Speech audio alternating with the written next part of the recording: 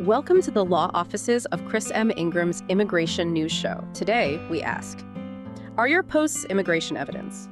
We would like to thank attorney Chris M. Ingram and staff at the law offices of Chris M. Ingram for their hard work in preparing the research for this show, which draws on a wide variety of news sources from both sides of the aisle, providing a balanced view. Attorney Ingram is also a vocal advocate for the rights and protection of immigration applicants, although our coverage is designed to be nonpartisan. Please don't forget to like, follow, and subscribe to our channel. We are also on Spotify, YouTube, LinkedIn, Facebook, X, Reddit, and Instagram, where we're growing rapidly thanks to our social media team. You can also visit our website on www.breakthroughUSA.com. We'd love to see you there. Disclaimer. Please note that this presentation should not be intended as legal advice for your specific situation. If you, a friend, or a family member would like a free consultation, you can visit our website at www.breakthroughUSA.com and schedule an appointment. We'd love to hear from you and help you if we can.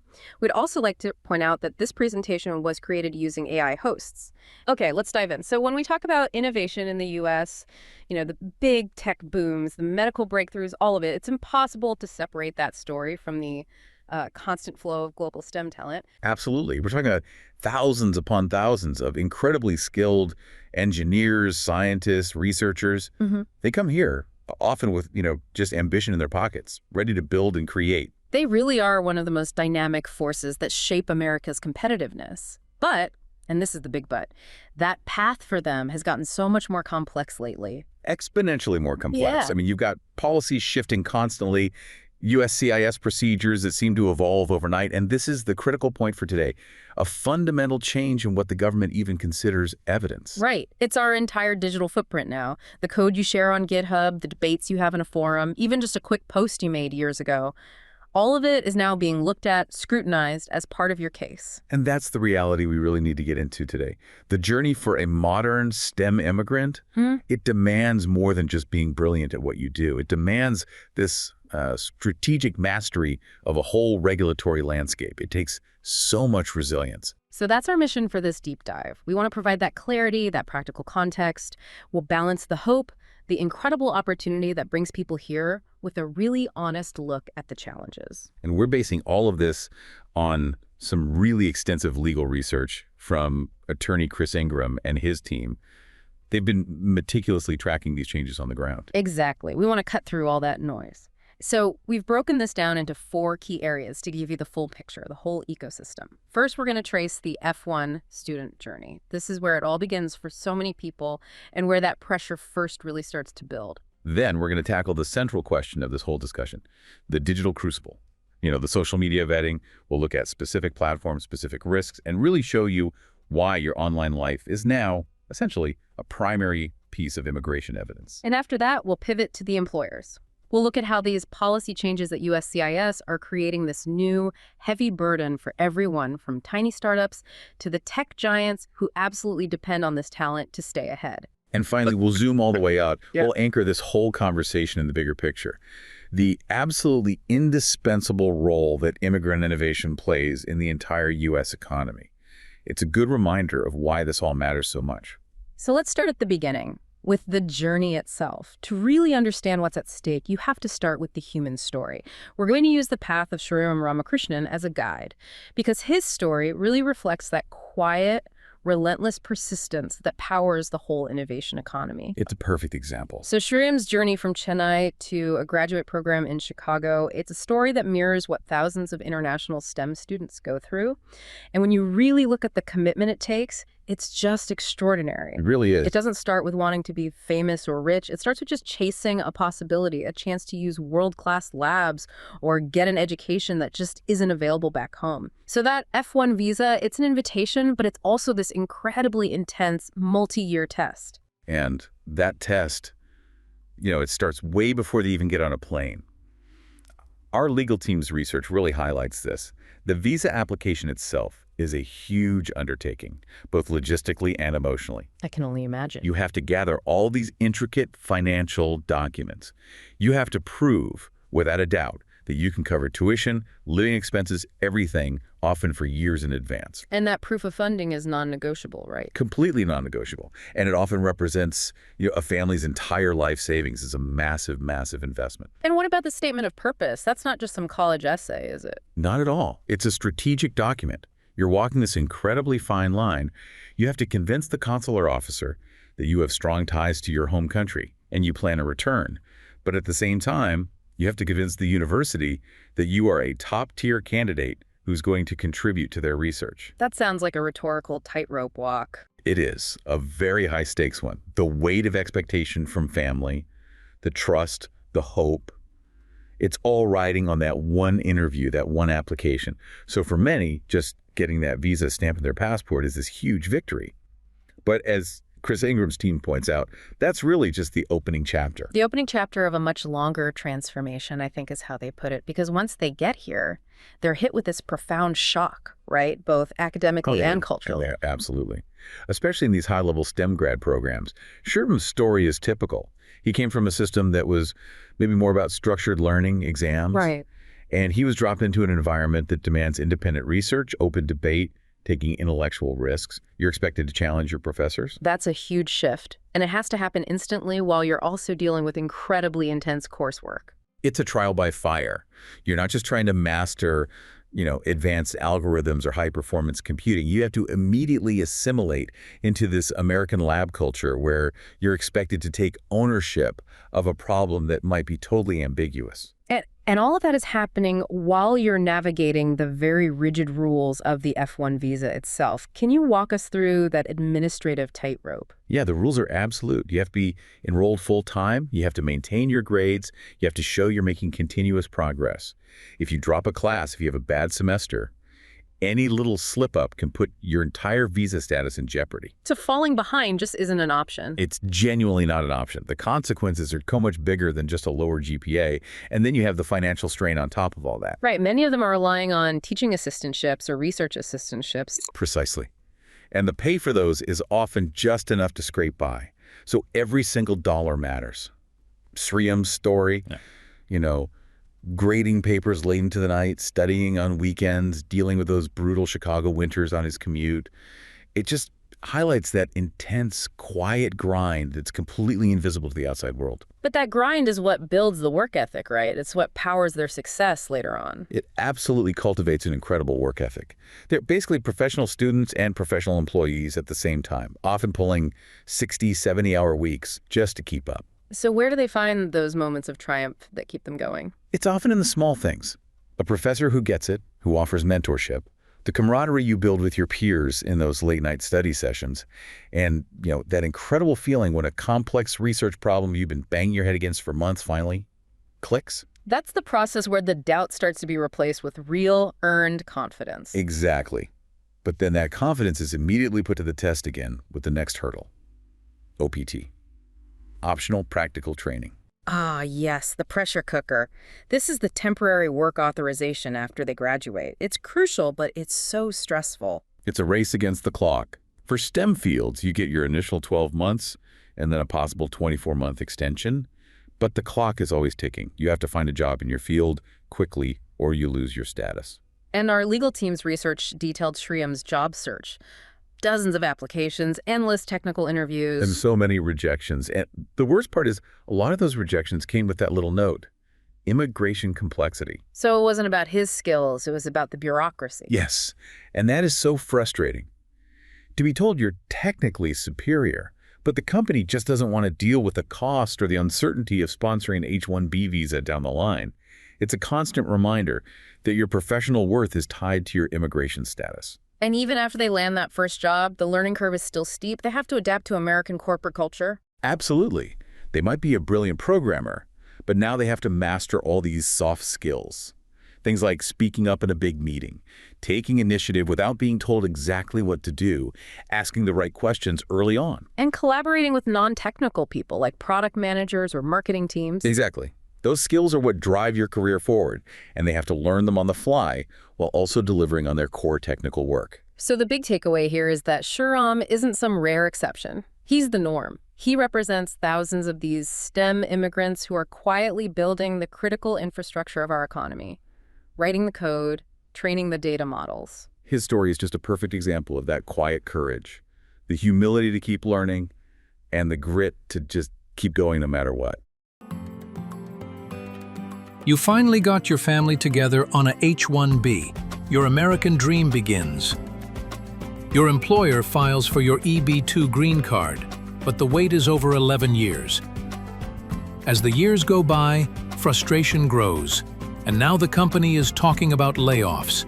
This could be the end of your American dream. You search for help, but luckily, you land on breakthroughusa.com.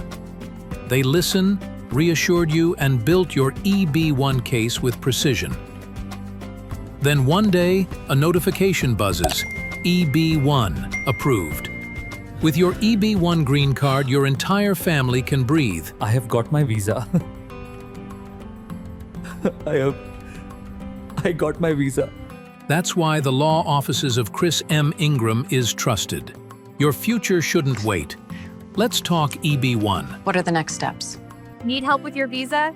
Book your free consultation now at www.breakthroughusa.com and let us take care of you. And that really defines this whole experience. I want to read a direct quote here from the analysis by attorney Chris M. Ingram. He says, "Success in the STEM immigration journey rarely looks like a Hollywood movie. It looks like long nights, delayed reward, and relentless effort from someone who refuses to give up." It's the perfect description.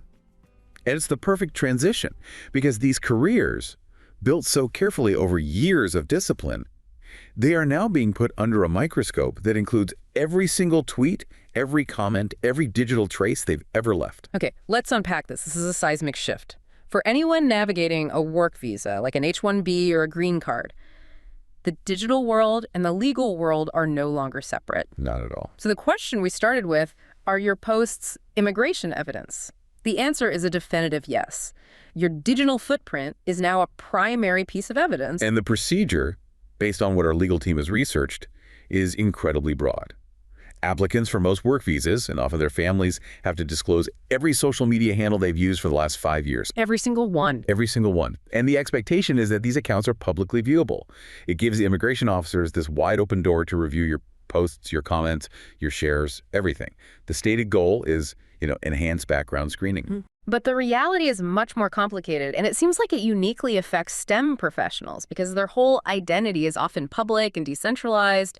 They have to be on platforms like GitHub. It's a direct conflict. You have the culture of open science and open source collaboration clashing head-on with a culture of legal caution. We really need to break it down platform by platform because the risk is different for each one. So let's start with GitHub. For an engineer, that's their lifeblood. It's their portfolio, their collaboration space. Where's the danger? The danger is context collapse. An adjudicator, who is probably not a software engineer, is looking at this stuff without any of the necessary context. In software development, informal communication is the norm. Right, like joke commit messages. Exactly. A developer might write, "Fixing the terrifying memory leak that haunts my dreams." To another developer, that's just normal, funny. To an officer reviewing the file, it could be flagged as unprofessional, unstable. Who knows? They can't tell the difference between a rough side project and production-ready code. That's a huge potential for misinterpretation. So what about LinkedIn? That's supposed to be the safe, polished, professional space. LinkedIn is risky in a different way. The risk there is inconsistency. If there is any tiny discrepancy between your LinkedIn profile and the official petition your employer filed, a job title is slightly different, you round it off an employment date. Anything at all. Anything. It can immediately trigger a request for evidence, an RFE. And let's just define RFE clearly for everyone. That's a big deal. It's a huge deal. An RFE is a formal notice from USCIS saying the evidence you sent wasn't enough. They stop processing your case, and they demand more documents. It adds months of delay, thousands in legal fees, and an incredible amount of stress. And it can all start from one innocent inconsistency on your LinkedIn profile. Wow. Okay, so if LinkedIn is the consistency trap, then X or Twitter must be the high-risk zone for tone. Absolutely, the highest risk. The entire platform encourages speed, sarcasm, informality, and hot takes on, everything from AI ethics to global politics. And sarcasm just does not translate well into a legal review years later. So a quick joke you made with some peers in your field could be seen as confrontational or worse by an officer who has zero context for the conversation. Precisely. Our attorneys emphasize that officers are looking for stability, good character, consistency. An impulsive comment, a heated defense of some controversial technical idea. It can create a completely misleading negative impression when it's viewed in isolation. And this extends to those niche academic forums too, right? Like ArcSuv or specialized Slack channels. Yes. In science, fierce, blunt, rigorous debate is how progress happens. Scientists are supposed to challenge each other. But if you take those arguments out of a research forum, that vigorous debate can suddenly look confrontational or unprofessional to an outsider. So the trap here is that most STEM immigrants were just unaware. They weren't operating with the idea that some random comment on a forum from 5 years ago would become part of their permanent record. That's the core issue. A post that seemed totally harmless back then, maybe complaining about being overworked on OPT, a satirical comment about some policy can resurface and require a detailed formal explanation. The officer is piecing together a story from all these scattered digital fragments. And one ambiguous comment can put the entire application on hold. It really can. So how are companies adapting to this? The ones who rely on this talent must be scrambling. They're becoming much more proactive. HR teams and immigration lawyers are now doing what they call digital profile readiness checks before they file anything. What does a readiness check actually look like? It means advising the employee to go through all their public profiles with a fine-tooth comb. Make sure everything is consistent, bios, job titles, skills. It all has to match the formal petition. They often recommend archiving old content that's ambiguous or could be easily misinterpreted. So you're cleaning up potential problems before they can become problems. You have to. You're trying to prevent that costly RFE that could derail a whole project.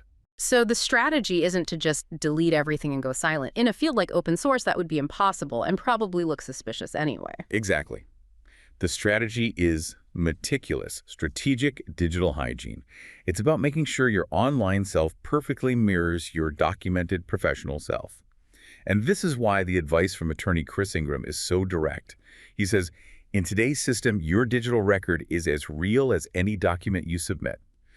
STEM immigrants need to treat their online identity as an integral part of their professional portfolio because now, legally, it truly is. It's a whole new skill they have to learn, balancing the need for open collaboration with the intense caution the immigration system now demands. Just another layer of complexity on an already difficult path. So we've covered the individual's journey, the digital hurdles. Let's pivot now to the systemic side. The challenges facing the employers themselves. The startups, the research labs, the big tech firms who need this talent to compete in AI, in biotech, in advanced manufacturing. This is a huge piece of the puzzle. The recent policy shifts at USCIS are placing a really significant new burden on these organizations, both operationally and financially. So let's start with the move to mandatory digital filing. That sounds like it should be more efficient, right? Especially for a tech company. You would think so. And for a giant corporation with a huge in-house immigration department, it's mostly fine. But think about a small startup, a 6-person AI company, or a university research lab. They don't have that infrastructure. Not at all. They have to suddenly figure out new electronic payment systems, secure data repositories, and train their HR person, who is probably also the office manager and a dozen other things, to upload evidence with absolute precision. So a simple formatting error can become a major legal problem. Exactly. The systems are incredibly rigid. The file names have to be perfect, the size, the order.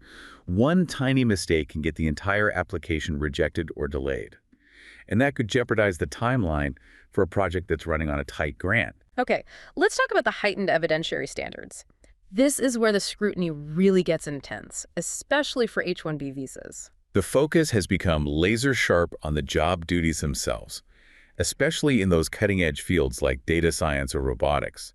USCIS is looking very, very closely at whether the job truly requires a specialty degree. And what triggers that kind of scrutiny? Generic language in the job description is a big one. Or if the candidate's degree isn't a perfect one-to-one match for the role. Employers now have to go to great lengths to articulate exactly why the advanced knowledge from that specific degree is essential for that specific job. That must be a nightmare for hybrid roles, which are so common now. It's a huge pressure point. You have a role like a data strategy lead who needs to be a machine learning expert, but also have product management skills. The employer has to write this incredibly detailed justification for why that unique blended skill set is necessary. It's way beyond what you'd put in a normal job posting. And what about for the very top tier of talent? The O1A and EB1A visas for extraordinary ability. Has the bar been raised even for them? The bar has been refined. It's not just about listing your awards anymore. You need rigorous, quantifiable proof of your impact in a claim. What does rigorous proof look like for a scientist or an engineer? It means showing that your work has been widely adopted. It means citation metrics that are way above the average for your field. It means proving you were the one who actually led the breakthrough, not just a participant on the team. And the recommendation letters have to be incredibly specific about your contributions, not just generic praise. It sounds like they're trying to separate substance from hype. That's a good way to put it. They want to see true, sustained impact. Okay, now let's get into the national security aspect. This security-based adjudication, especially for fields like AI and semiconductors, must be causing massive delays. This is probably the trickiest area of all, because it's so discretionary. Even if you meet all the written requirements for the visa, your case can get held up. The research from our team highlights this enhanced vetting for any field that's deemed sensitive. So AI researchers, semiconductor engineers, cybersecurity experts. Photographers, yeah. They're all on the list. The review looks at everything. Your past collaborations, conferences you've attended, any open source projects you've contributed to. They're looking for any potential risk, especially around export control rules. So you could be perfectly qualified, your company's fully compliant, but your case just gets stuck in this security check black hole because of the nature of your work? Precisely. There are just too many visas out there, and I don't know which one is right for us. We need to get the right advice. Communication is everything, and I just need someone who will listen and guide me to the right visa type, and not make promises that they can't deliver. There are so many documents. I need someone to walk me through each one. I can't afford to make any mistakes. If I can just find a lawyer who understands my potential, I know America will be an excellent opportunity for me and my family. Welcome to the law offices of Chris M. Ingram, and we are your immigration lawyers, and we will be with you every step of the way in your immigration journey. At the law office of Chris M. Ingram, you get a free consultation so we can understand your needs. We don't make promises we can't keep. Our success rate speaks for itself. Join us and access your step-by-step video guides that answer every visa question. Their platform is amazing. There are videos that instruct you on everything you have to do. It meant we were in control and we could do it in our own time. They couldn't have been more helpful. They answered every question that I had, and it was easy to see they were the lawyers for me. I couldn't believe it with my busy schedule. They always had time to talk to me and put me at ease. That's what I like about them. So go on our website and get your free consultation now, and your new life is about to begin. Ask me. We did it!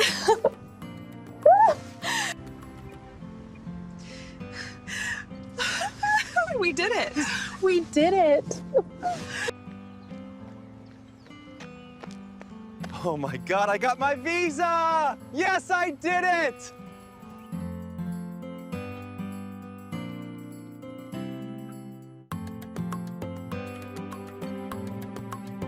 And that uncertainty is an operational nightmare for a company trying to build a team or meet a deadline. Let's talk about the bottom line, the financial and operational costs for these companies. The financial hit is real. There have been a lot of fee increases for these petitions. For a company sponsoring dozens of employees, moving them from OPT to H-1B to green card, those costs add up fast. It can actually change their hiring calculus. So a small startup might choose a domestic candidate over an international one, even if they're not as qualified, just to avoid the cost and hassle. It happens. And then there's the global race for talent. The hiring cycles in AI and semiconductors are incredibly fast. If U.S. visa processing is unpredictable and slow, top candidates will just accept offers in Canada or the UK or Germany, where the process is clearer and faster. So it's a direct threat to U.S. competitiveness. A huge threat. It's forcing U.S. employers to start the immigration conversation way earlier in the hiring process, sometimes at the very first interview, just to manage expectations. So based on all this research from attorney Chris Ingram's team, what's the new strategic mandate for employers? Sounds like they need a total overhaul. They do. Our legal team lays out a few things that are basically non-negotiable now. First, highly structured documentation across the board. Everything has to be consistent.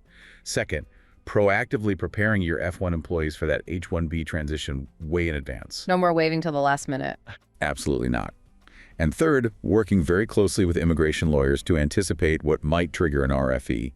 And finally, making early decisions about green card sponsorship for your key people is a huge retention tool. So immigration strategy is no longer just an HR function. It's a core business strategy for securing your talent pipeline. It's completely integrated, and I think the mandate from Chris Ingram's team sums it up best. STEM employers are no longer competing just for talent. They're competing for time. The organizations that understand the immigration system, prepare early, and document thoroughly will be the ones who secure the brightest minds in the world. That's a powerful statement, and it really sets up our final section. We've talked about all the hurdles, all the frictions, so now let's zoom out and ask the big question. Why does this matter so much? Why is this flow of talent so vital for the U.S. economy? Well, the simple answer is economic dependence. The data, the legal research, it all points to the same truth. STEM immigrants are disproportionately represented in the very fields that will define America's competitiveness for the next 100 years. They're not just filling jobs, they're often filling critical talent gaps that the domestic pipeline can't meet yet. They're not just contributors, they are catalysts. Let's get specific. What about AI and machine learning, which is everywhere right now? The AI revolution is being powered in large part by foreign-born talent. Our legal team notes that they publish a huge percentage of the foundational research papers. They build the open source tools the whole industry depends on. Many of the most innovative AI startups were founded by immigrants. And the same must be true for semiconductors, especially with this big federal push to bring manufacturing back to the U.S. It is absolutely crucial there. You can throw billions of dollars at building new factories, but you need the people with the hyper-specialized knowledge to actually run them. And that talent pipeline for advanced chip design and materials science often starts with F-1 students and PhD programs. Without them, those federal initiatives would face an insurmountable talent shortage. It's a similar story in biotech and healthcare, I imagine. A critical dependency. Immigrant researchers are at the forefront of cancer research, gene editing, vaccine development. The research shows a huge number of successful biotech startups were either founded by or heavily staffed by people who first came here as students or research fellows. And behind all of this are the research universities themselves, which are basically innovation engines for the country. And they are structurally reliant on international talent, international grad students and postdocs. They're the ones doing the work that allows professors to win those huge federal grants. They're teaching classes, they're publishing papers. Without them, entire academic fields would just grind to a halt. So beyond the code and the patents, let's talk about the why, the intangible impact. The economic ripple effects are easy to see: job creation, investment, new industries. But the intangible value is the real engine. It's the resilience, the sacrifice, the determination. These are people who have overcome incredible odds just to be here. That experience has to create a unique kind of professional drive. It creates a work ethic that is just invaluable. They push through failure, they rebuild their lives from scratch. That lived experience strengthens the entire American workplace. It models a kind of perseverance and curiosity that elevates everyone. So we're at this critical crossroads. The U.S. needs these massive scientific solutions for the future: ethical AI, new medicines, climate change. And the answers depend on attracting and keeping this talent. The conclusion is just undeniable. The policies we make about immigration are really policies about our own scientific and economic future. And I think the final thought from attorney Chris Ingram on this says it all. Every STEM immigrant brings more than skills. They bring new ways of seeing the world. America's greatest innovations have come from people who arrive with uncertainty in their pockets and possibility in their hearts. That is perfectly put. STEM immigrants aren't just cogs in the machine. They are the catalysts that expand the whole economy. And this deep dive really shows that while the hurdles are getting bigger, the stakes are just too high to let this critical pipeline dry up. So, as we wrap up, it's clear this is a system that demands so much from both the individual and the employer. Let's just quickly review the essential lessons from the research that attorney Chris Ingram and his team provided. We saw that the F-1 journey is a real pressure cooker, demanding this incredible blend of academic brilliance and cultural adaptability right from day one. And then we dove into the new reality of digital scrutiny. Right, where being intentional and aware of your online life is just as critical as your official paperwork. And we also saw how employers are now facing this new strategic burden. They have to bake immigration compliance right into their talent strategy if they want to win the race for the best people. So the core message for any STEM professional on this path seems to be, you have to be technically sharp, strategically organized, and digitally mindful. Absolutely. It's about long-term planning, getting good legal advice, and building a support community to help you through it. And we want to leave you with one final powerful quote from attorney Chris M. Ingram, which I think speaks directly to anyone on this journey. He says, "Your journey may begin with uncertainty, but it is built on courage. Every step you take, every class, every project, every application is part of a larger contribution. America needs what you are here to build." It's a great sentiment, but it also raises a really important question about the future. Exactly. Before we sign off, let's leave you with a provocative thought to chew on. Given that everything, open source code, forum debates, technical arguments, is now part of immigration vetting, how might this new reality change the culture of scientific collaboration itself? Right. When professionals have to constantly weigh transparency against caution, what happens? Does the fear of being misinterpreted lead to less open sharing? And if it does, what is the ultimate cost of that to innovation? That tension right there between the need for open science and the demand for legal caution. That's a question that is going to define the next decade of global innovation. Thank you so much for being with us today. We hope you gained a lot from this discussion. Please leave us a comment if you can. Additionally, you can support our channel by sharing it with your friends and family, helping us build this community together. Also, follow us on Spotify, YouTube, LinkedIn, Facebook, X, and Instagram, where we're growing rapidly thanks to our social media team. We would also like to thank attorney Chris Ingram and his dedicated team once again for researching and preparing this material for our presentation. See you next time on Let's Talk U.S. Immigration. Bye for now.